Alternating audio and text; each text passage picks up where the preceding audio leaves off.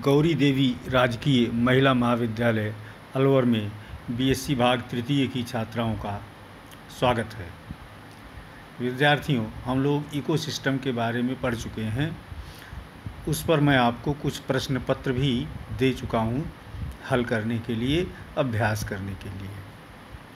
अब हम आगे पढ़ेंगे बायोजियोकेमिकल साइकिल्स के बारे में। जैव भू रासायनिक चक्र। हमने इकोसिस्टम में पढ़ा कि वातावरण या एटमॉस्फेयर से, वहाँ के एबायोटिक सिस्टम से ऊर्जा प्राप्त करके जैविक तंत्र में पहुँचती है और जैविक तंत्र से यही ऊर्जा विभिन्न ट्रॉपिक लेवल्स से होती हुई पुनः एटमॉस्फेयर या एबायोटिक सिस्टम में पहुँच जाती है। जिस प्रकार हमने ऊर्जा की ये चक्रीय स्थिति देखी, इसी प्रकार विभिन्न तत्व भी वातावरण से जैविक तंत्र में प्रवेश करते हैं और जैविक तंत्र से वापस वातावरण में पहुंचा दिए जाते हैं। इसी चक्र को बायोजियोकेमिकल साइकिल या जैव भू रासायनिक चक्र कहते हैं।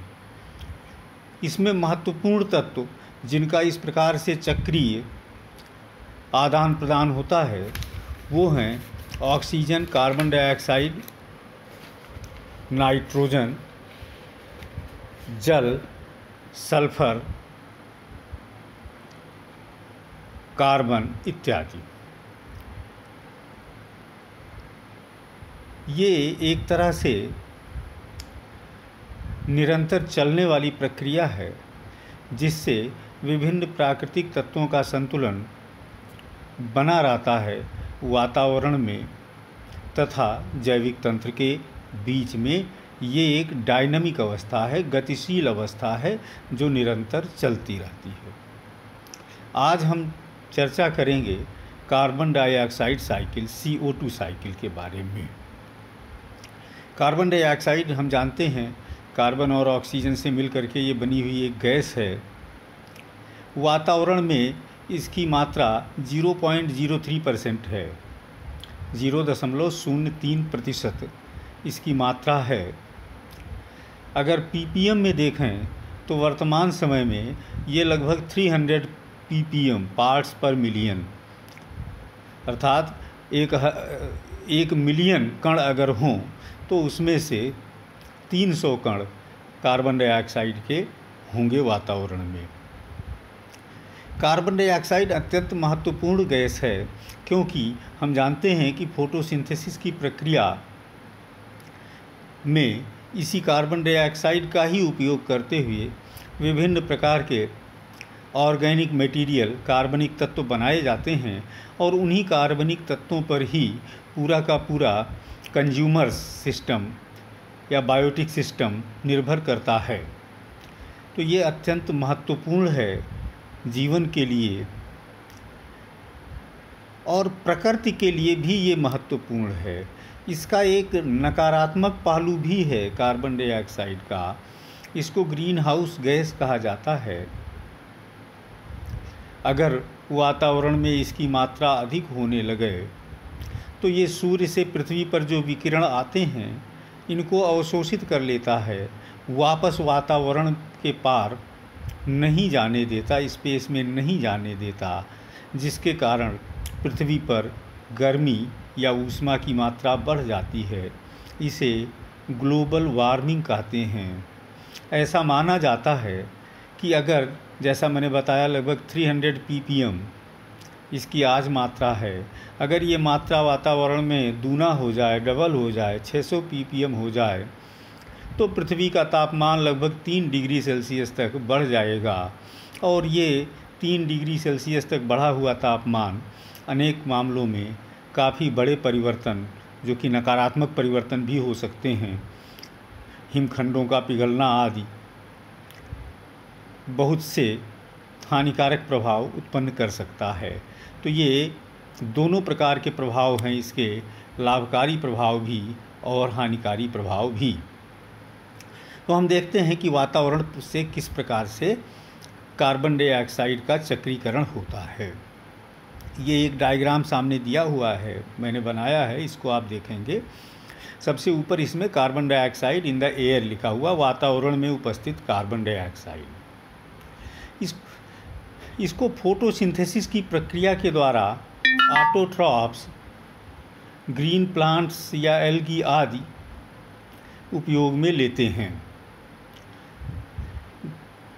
और वो इससे विभिन्न प्रकार के कार्बनिक तत्व निर्माण करते हैं फोटोसिंथेसिस की प्रक्रिया के द्वारा। अब इन ग्रीन प्लांट्स के बाद इस कार्बन डाइऑक्साइड के कई रूप सामने बढ़ सकते हैं। एक, ग्रीन प्लांट्स श्वसन की क्रिया करेंगे जिसके कारण कार्बन डाइऑक्साइड मुक्त होकर के पुनः वातावरण में पहुंच जाएगी। दूसरा, इन ग्रीन प्लांट्स को विभिन्न प्रकार के हेटेरोट्रॉफ्स अर्थात एनिमल्स खाएंगे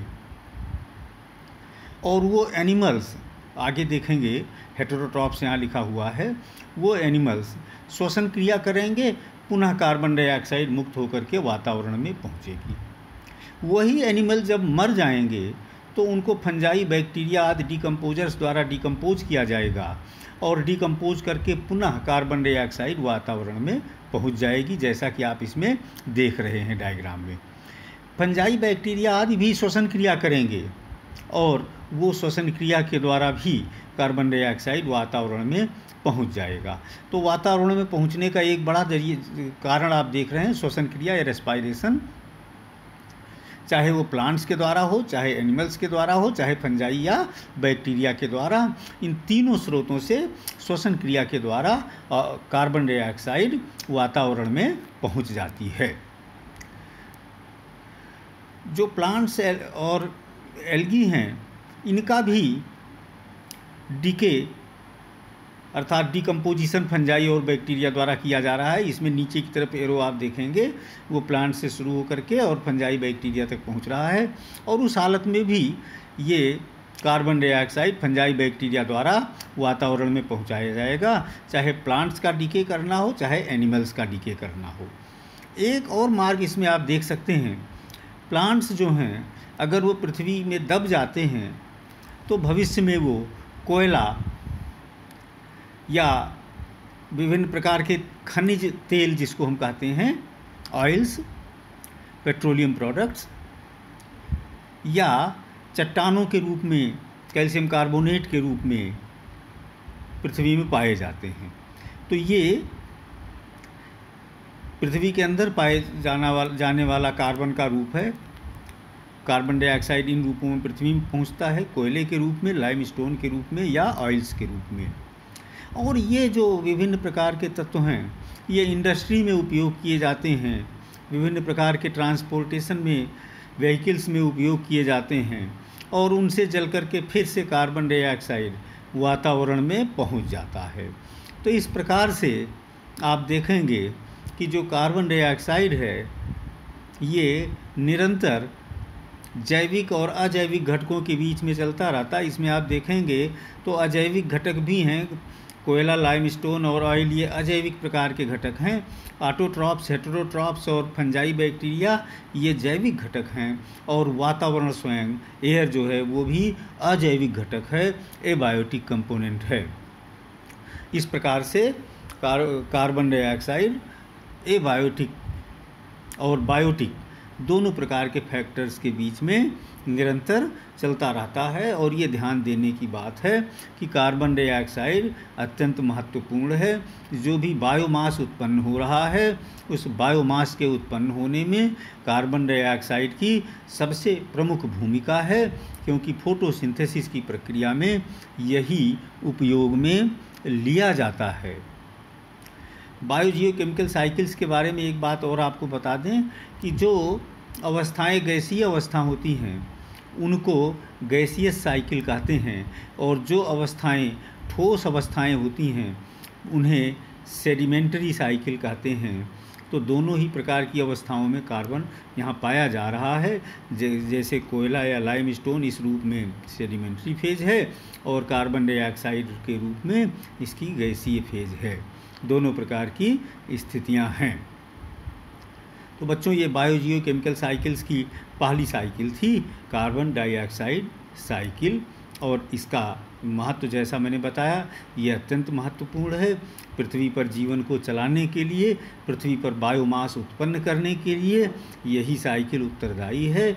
इसी के द्वारा ही, फोटोसिंथेसिस क्रिया के द्वारा ही इसका उपयोग करके विभिन्न प्रकार के भोज्य तत्व या बायोमास, जैव द्रव्यमान वो बनते हैं। और जैसा मैंने बताया, इसका नकारात्मक पक्ष भी हो सकता है। अगर इसकी मात्रा वातावरण में बढ़ती रहे तो वो प्रदूषण की स्थिति कहलाएगी, और प्रदूषण की स्थिति अगर अधिक हो जाए तो उसका परिणाम ग्लोबल वार्मिंग या ग्रीन हाउस इफेक्ट के रूप में सामने आ सकता है। थैंक यू बच्चों।